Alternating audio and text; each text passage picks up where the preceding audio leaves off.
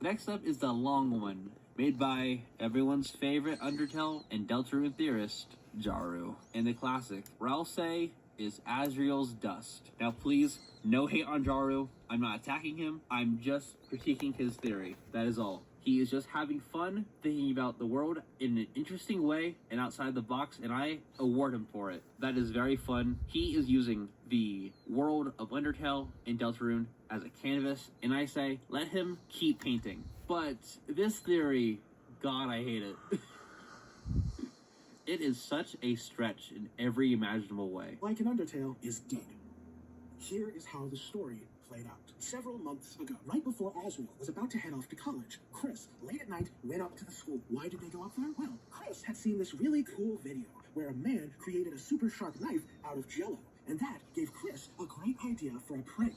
They would dress up like a monster using their favorite plastic devil horns and a green robe and would hide in the closet at the school. Chris would then jump out and startle someone with their knife, much like how they jump-scared Noelle in the past. Asriel noticed his younger sibling sneaking off, and since he was a responsible older brother who did his best to make up for Chris's bad behavior, he followed Chris to make sure they didn't cause any trouble. And so, sneaking into the building, Asriel discovers Chris inside of the closet.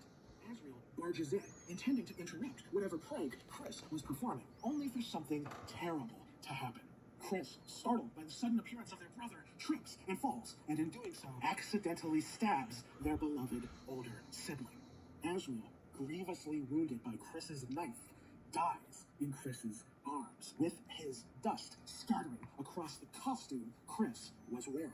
Chris, horrified at what they had done, abandons their dust-covered costume in that closet and runs back home. The next morning, Chris, trying to buy for time, lies and says that Asriel left for college and that Asriel's phone was broken. As a result, if the family wants status updates about Asriel, they'll have to get them from Chris. Chris is panicking and is desperately searching for a solution. Asriel is pretty much the most important person in Chris's entire life. Going on hot chocolate trips after church, Chris always Googling when Asriel will be back home. I genuinely expect when we finally meet Asriel in-game, we'll need to do a QuickTime event or something to prevent Chris from running up to their brother and giving him a massive hug, in a similar way of Asgore's hug in Chapter 1, due to how much Asriel means to Chris. But back to debunking this theory. My gosh, I really don't want to be mean, but Chris watching a YouTube video about how to make a super sharp Jello knife and sneaking into the school to prank someone is just horrible. Like, yeah, they would pull pranks on Noelle, saying, Icy is gonna get you, and stuff, but like, that is just way too far for a prank.